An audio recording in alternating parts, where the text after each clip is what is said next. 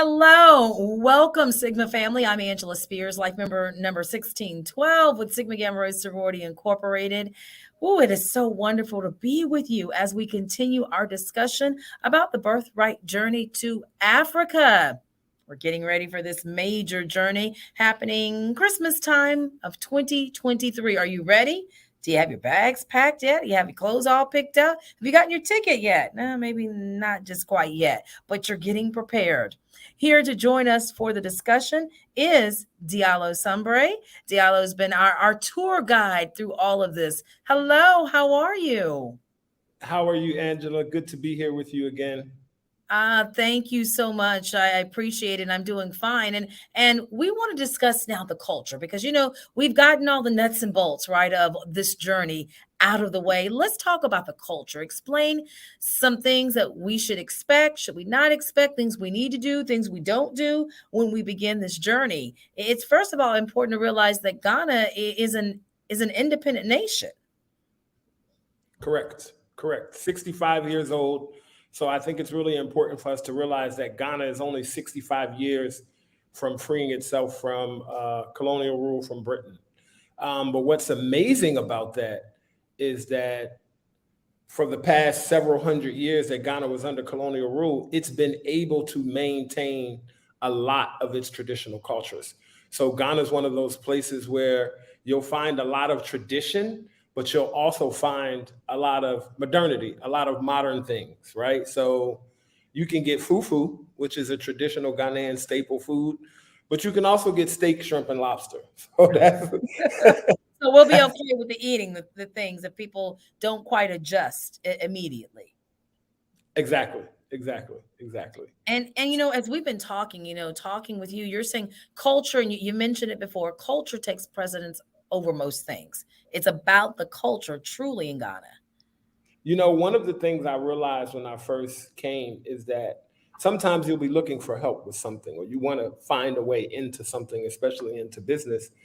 And by knowing a little bit of the culture, by being familiar with some words or some things or how things work, people open up a lot more because they feel like you've shown some respect for their culture, which is hundreds of years old.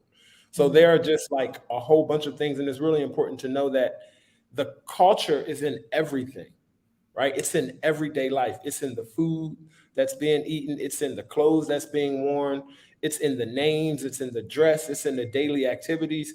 So while you'll see like official programs where the culture is on display, right? And you'll see the royal culture on display, you also see it in everyday life.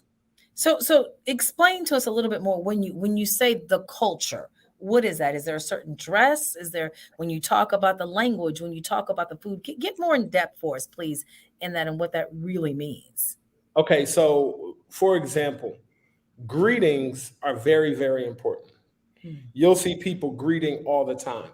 Like And we hug each other, like members of Sigma Gamma Rho are, what we do is we hug each other, we give each other a handshake, we do our call, we see our philos, our roars, we hug. exactly. And that's a part of the Sigma Gamma Rho culture, right? Yes. The fact that when you see a soror, you greet them, and how you greet them is a part of the culture. So now everybody's going to get their tree lessons, but I'm going to just give you a small lesson, okay, really quickly. So, for example, in the morning or when you see someone, and this is in the language of tree, and tree is one of the most widely spoken traditional languages in Ghana. When someone sees you in the morning or when they greet you, they might say, Wahonta saying. So when they say Wahonta saying, your response is going to be Mehoye. So they're basically saying, good morning, how are you? How's your day? How do you feel? And Mahoye is I'm fine. Mahoye. So people will be very surprised if somebody says Wahonta saying and you say Mehoye. They'll like, oh my, like that. Right? You They'll know get what's real. going on here. So let's try it. I'm gonna say Wahonta saying to you, and then you say Mehoye. Okay. Okay. Let's say it's in the morning. So I'm saying, hey Angela, Wahonta saying. Mahoye, Diablo. And I see, when I say it though, because I've taken Spanish before, and I'm from South Texas. I kind of have that. So I need to say Mahoye, Diablo. Right. So that particular, now there are about 3, 4, 5 other things that could come after that. Okay. So like sometimes you notice if you're walking past somebody, you say, "Hey, how you doing?" And they say, "How you doing?" And they keep walking, right? But in Ghana, people will stop, give you their attention, So and they you'll really have this mean it. discussion. Yeah, they really mean it. Like, "Good morning. How are you? How you doing? How's your family? How's your mother? How's your father? Where you headed to? How's this? You tired?" Like there's a whole greeting culture that's a part of it, and that's a part of the tradition. Something else that's a part of the culture and the tradition is the respect for elders. So you'll see if there's a older lady walking down the street or an older man and young people walking by. Let's say if young people are doing what they do, when the elder passed, they may quiet down. They may take off their hat. They may dip, nod their head like "Good morning, auntie." A lot of times you'll hear auntie, uncle, mom, dad. You'll hear people use those, and that they're not relatives. So you may go into a store and they just might start calling you Auntie Angela because you're older than them. And it's just a sign of respect. And that's also a big part of the culture. So although Ghana has its democratic rulers that are elected, and Ghana's political system is patterned after the United States, so every 4 years, et cetera, a president can only hold term for 2 years. Even though Ghana has this democratic political structure, they still have their cultural traditional rulers. So they'll have a king, a queen, a chief, or a queen mother. These are the people who often own and control the land, and they still do carry a lot of weight in what happens. So, And how are they to be addressed? King, queen, prince? How are they to be addressed? So the word that they use is Nana. So a lot of times they'll put Nana in front of the name. So somebody might be Nana such and such. So then you'll know that that person holds this title. So Nana is a title, even though people may be born, and when they're born, they're given that name because it means that you have a destiny to be a king or queen. So people say Nana. So in fact, the small village that I'm a part of in Ghana, it's a small village called Nyame Bechere, which means God will provide. They've selected me to be one of their chiefs or kings in the town. Wow. Right. So it's a tremendous honor. And I take it very, very seriously. So when I'm in my town, and if you come with me, you'll see them address me as Nana. If me and you get out the car, you won't be able to carry your bag. Like they're going to take your bag. They treat you with kind of the utmost respect because they've lifted you to this position. So my particular position is in Coastal Henny, which is Chief of Development, which means this town has entrusted me essentially with their future. So they've entrusted me with bringing programs, with bringing initiatives and things into the town that will help make a difference in the young people's lives. So I have a small video that will play just so people can kind of see what some of this looks like, and it'll give them an idea of what we talk about when we say traditional rulers, culture, tradition. So we can run the video. This is an exclusive, okay? This is an exclusive video. I love that. Let's run it.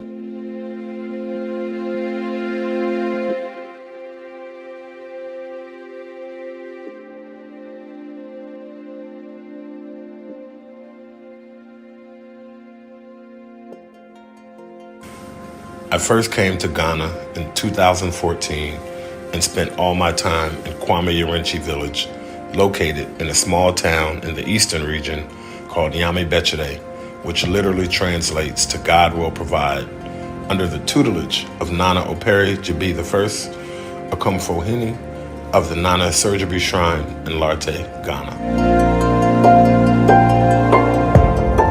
In all my subsequent returns and to this day, Nyame Bechere remains my source of energy, inspiration, and focus. When I started Birthright Journeys to Ghana in 2017, we would encourage travelers to bring school supplies for the school and spend a day or two in Nyame Bechere.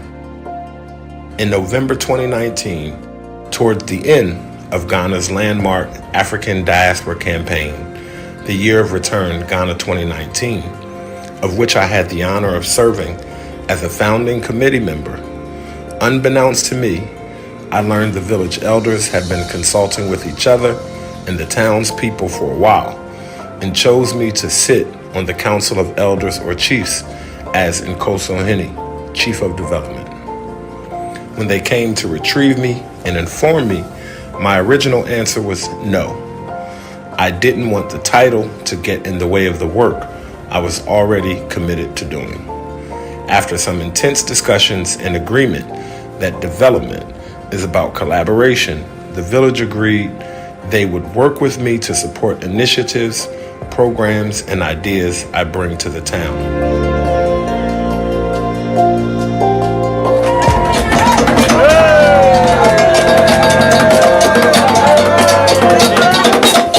I accepted the selection. It was an honor, it was emotional, it was serious, it was affirming. To be hoisted on the shoulders of the young men and paraded through the village, to be sat down in front of the town and chosen, to have all the rituals and libations performed, I am eternally grateful.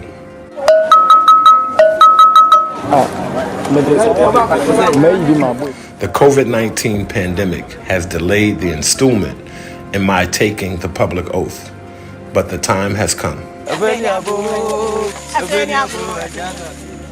Monday, October 31st, 2022. Seating starts at 9 a.m. Location, Nyamebechere Community Field. For more information, location, to RSVP, register for the global simulcast, leave a message or donation, please visit www.901.com. Madasi, thank you in advance for your support, encouragement, and donations.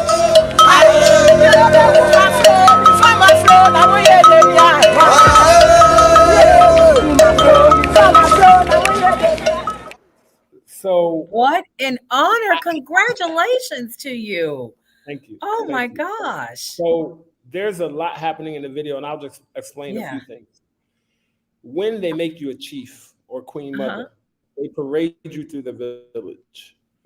So a part of that is community responsibility, and they hold you high up so that everybody can see, so that if anybody feels as though you are not qualified, they will point you out. And then a discussion has to be had, and you have to explain yourself why, you have to address the case. Whatever somebody's saying, you have to address it, because when the community and the elders choose you for that, the community has to support it, right? Mm-hmm. That's one thing. If you notice some of the dress that you saw the men wearing, which looked like a cloth that goes over, that's a part of the cultural dress that you'll see the men wearing. In certain situations, you'll see the women wearing the scarf on their head. The drumming, the dancing, that was a part that you saw, a part of the ceremony. When you saw them pouring the liquor out, which is the libation, like all of those things are a part of the daily culture that may happen in individual households and families. But it's something that also happens grand. And it's important, and I think now is a good time to mention that is just one particular cultural group, right? So that is the Akan people of Ghana, the Akan people. But there are other ethnic groups in Ghana. So for example, you have, go ahead, I'm sorry. No, finish, because I this is exciting. Go ahead, finish. So you have Ewe, Fanti, Ga, Dagoma. Like there are a number of different ethnic groups that all have their traditions. So to give you one example, the Akan people, they are a matrilineal society. So everything gets passed down through the mother. Mm-hmm. And when I asked, I said, well, why? Why? And they said, well, when a woman has the baby, she's the mother for sure. There's no question. But a father can say that's my baby, but do we really know? This is mama's baby, daddy's maybe, that kind of thing. Listen, everything is in our DNA. Like our ancestral memory is so like, okay, how about this? If you tell somebody if you mistake somebody who's from Chicago as somebody from Detroit, they might have a problem with you. They're going to be like, I'm from Detroit, right? The same. Or like for me, I tell people I'm a Texan, and they say, "Oh, you're from the South." No, I'm from Texas. Right? I'm a Texan, not a Southerner. I'm a Texan. It's a difference. Yeah. So it's important to know that Ghana itself is not monolithic. It's not just all one thing, right? And I think one of the important parts is that culture permeates and is over everything, including religion. Like culture is the most important. So whether you're Christian or Muslim, you still respect and participate in the culture. Mm. Are we going to meet, seeing some of this? Are we going to meet any of these different groups? Are we going to see anything like this while we're there? Yes. So one of the things that we're doing is you will meet the kings and queens of the Cape Coast area. So Okay. when we go, so it's tradition that when you go to a specific area, you greet the chief to let them know you're in their town. So it's almost like you pay a courtesy call, right? In black neighborhoods back in the day and now, you kind of have that. Like, you don't go to certain neighborhood unless you call Big Tony and say, "I'm coming, Big Tony, I'm coming around your way this afternoon," right? So I'm telling you, so much is ancestral memory, and so much of how we operate as black people in America, you'll see it in different cultural traditions But there. you'll be there to guide us through this, Diallo, right? You'll be Yes, yes, yes, obviously, yes, yes, yeah, yes, you're going yes, to yes. help us because we may not remember all these people who we're supposed to meet and who we're supposed to go into because we don't want to offend anybody. We want to do the right thing, going in and Yep. making sure we're greeting people the right way. Exactly. So, and I'm glad you said that about the greeting. So, for example, when we go in to greet the chiefs, we'll have everybody line up. And even though it'll be a long line of people, you take the time for everybody to walk by in front and greet, right? And normally, what you do when you're greeting the chief is you won't go up to the chief and shake his hand. You'll kind of stop at a distance, maybe 6 feet, look him in the eye, acknowledge. You'll bend your knees and you'll kind of bow to show a sign of respect and keep moving. It's like, you know, Are there any women leaders when we go there? Or are they all yes, male yes, leaders? queen mothers. So every traditional council has chiefs and queen mothers. Okay. Okay, has chiefs and queen mothers. Now remember, because our Khan is a matrilineal society, anybody sitting on that stool or that throne got there because their mother. They came through their mother's line. Mm-hmm, mm-hmm. You know, and women hold a very high and esteemed position in many of the cultures here, because nothing happens without them, just like everywhere else in the world. But nothing happens, it just nothing moves. Nothing moves without the women. So we're talking about this culture, right? Where we're going, who we're going to meet. What's the attire? How should we dress? Because that's all part of the culture too. Because we need to Yes. make sure we have the right attire. Because sometimes when we're here, we may not wear quote unquote the traditional African attire. We're going to wear a t-shirt or or a nice dress or anything like that.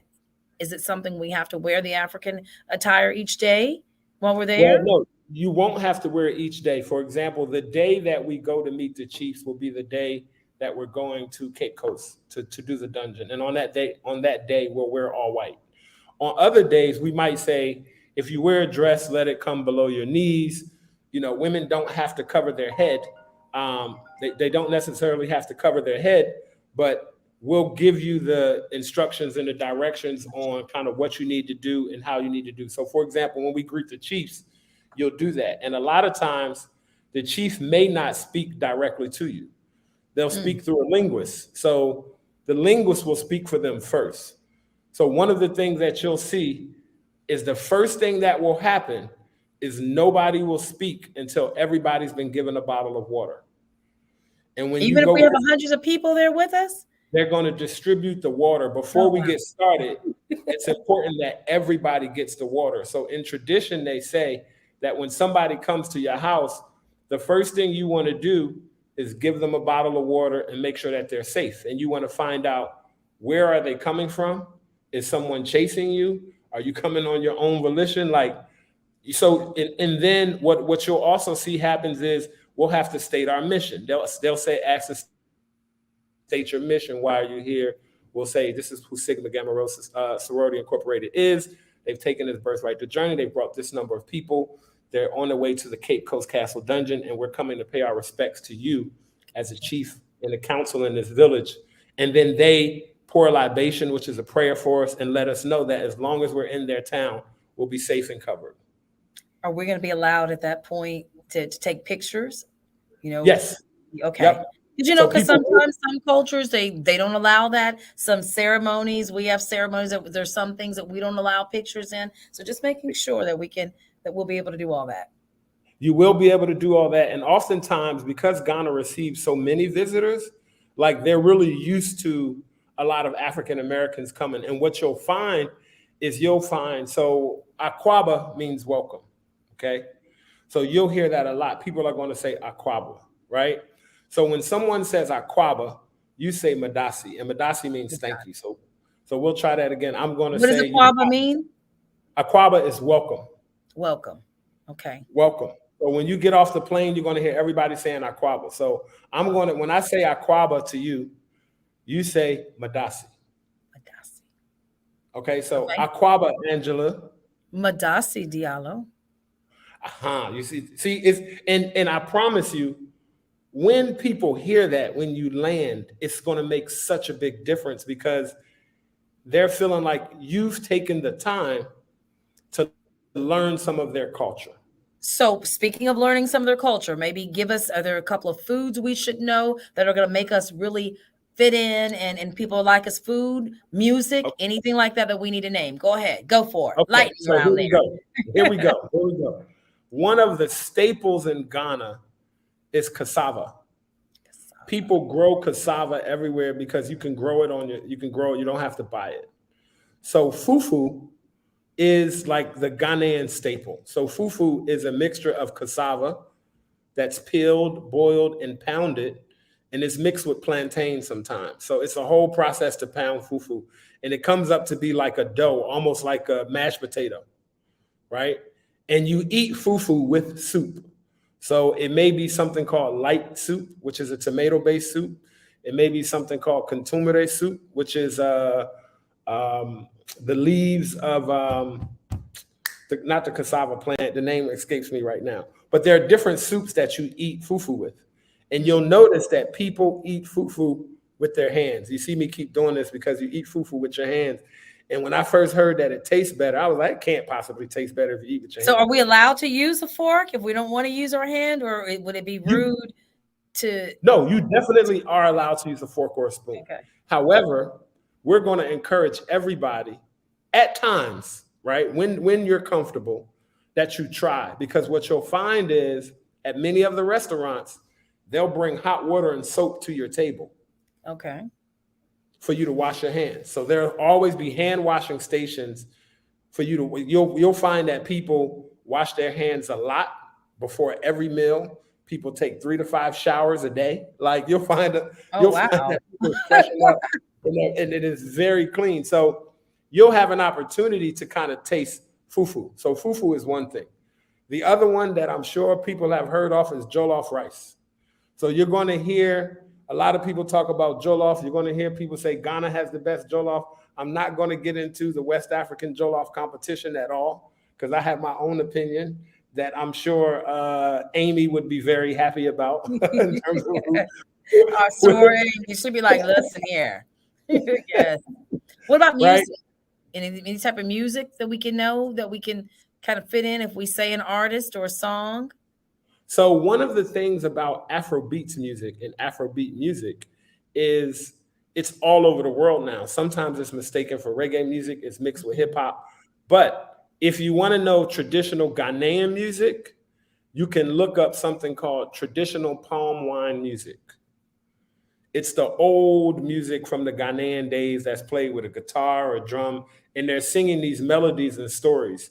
So it's almost like they're singing different stories about things that have happened in the past. So the new modern popular music is Afrobeats. So you'll see artists, so Ghanaian artists like Shatawale, Ghanaian artists like Stonebwoy, Sarkodie, so many different artists that and everywhere you'll go, you'll hear music, right? So every store has a speaker outside.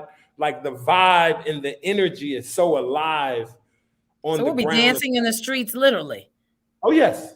Oh, yes. From the time you get out there. And then you have your traditional drumming music.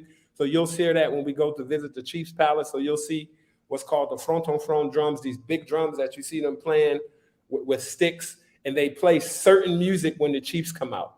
So it's almost like the drums are talking. And you'll see the correspondence between the drummers and the dancers talking back and forth.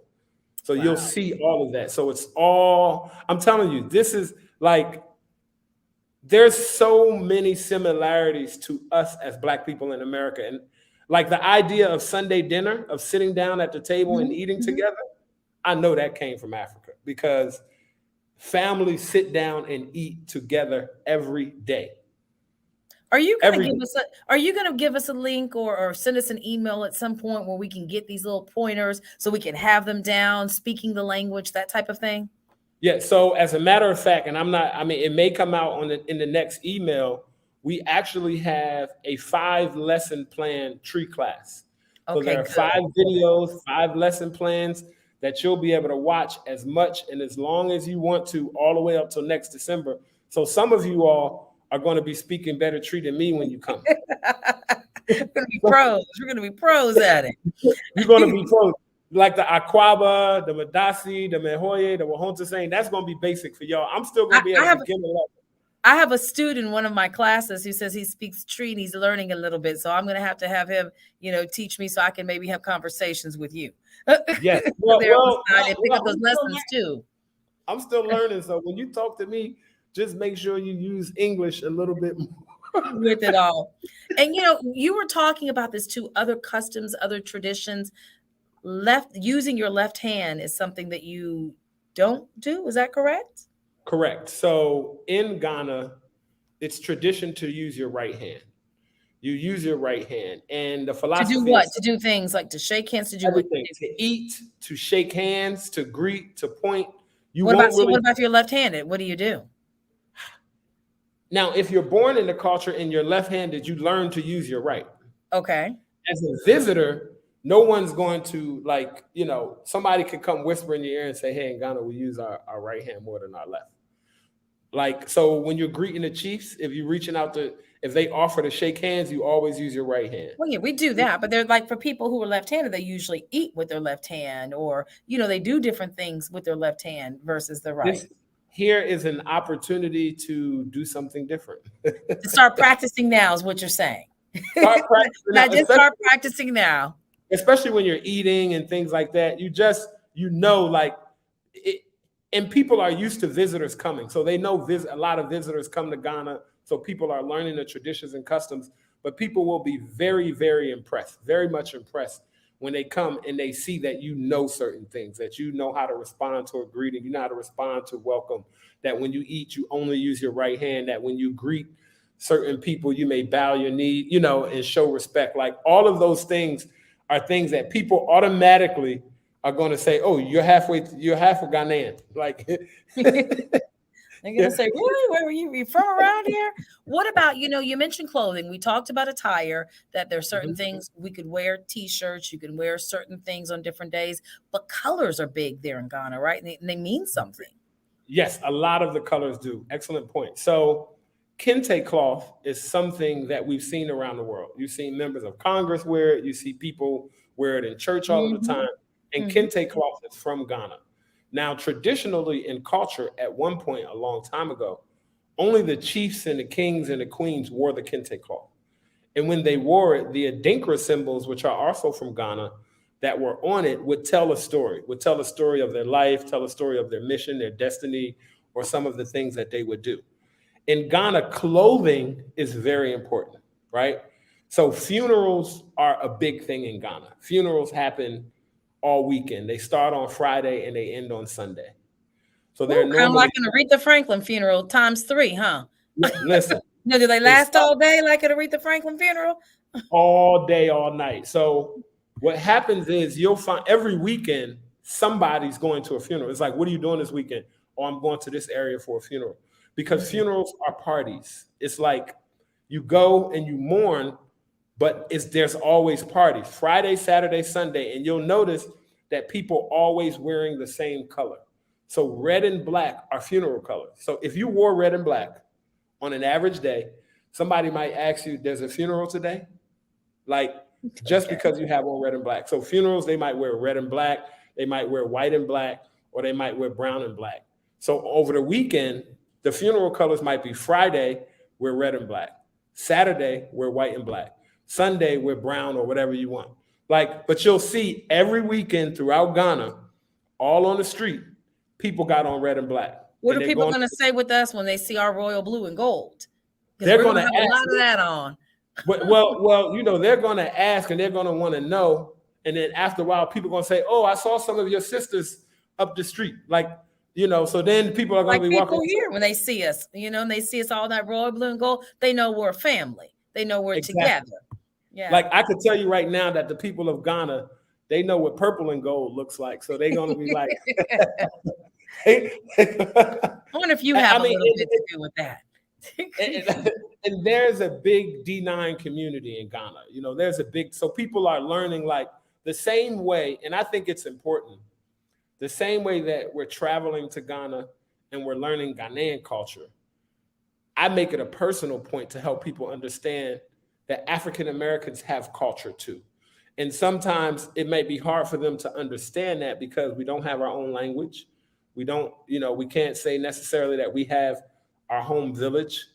So sometimes it's important to help people understand that our base of who we are didn't start in slavery. Like we're not just sons and daughters of slaves. So it's important for people to understand that we do have our own cultures in African America. So for example, Kwame Nkrumah, first president of Ghana, he's the one that got Ghana his independence. He attended Lincoln University, and he's a member of, he's a Sigma. Kwame Nkrumah was a Sigma. Like, I think it's also important for people to understand that Ghana specifically has a very deep and a long-lasting relationship with African Americans, right? So if somebody wants to go look into history, you'll find that when Ghana was leading the African independence movement to get free from Britain as a colony, we were going through civil rights. And a lot of the energy that a lot of the African leaders, they got that from us. They saw us, what we were going through. So Kwame Nkrumah invited Martin Luther King, Malcolm X, Maya Angelou. He had a lot of African Americans in his cabinet as advisors, and they were in Ghana as a part of his inauguration. And that's March 6, 1957 is when Ghana got its independence. So Ghana has the most African Americans living in country than any other African country. So there is a strong relationship between Ghana and the diaspora. The Black Star in the Ghanaian flag, that came from Marcus Garvey and his movement. So, there's a lot of, there's a strong relationship and strong ties between Ghana and the US. And Ghana is right now leading the way in terms of inviting African Americans to have a home in Africa. So this history lesson, this culture lesson, we're going to have a 5-part series. You said that'll come out soon, and we'll be able to start. We'll start learning more and more.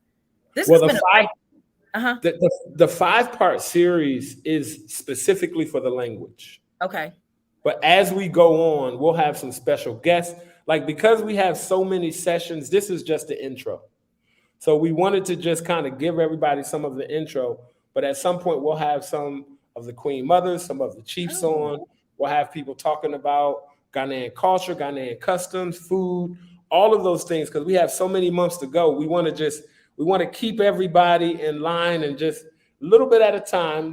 See, and here they have something that they say small, small, or in treat, they say kra, kra, kra, kra. Kra, kra, kra, kra means small step. Small steps, a little bit at a time.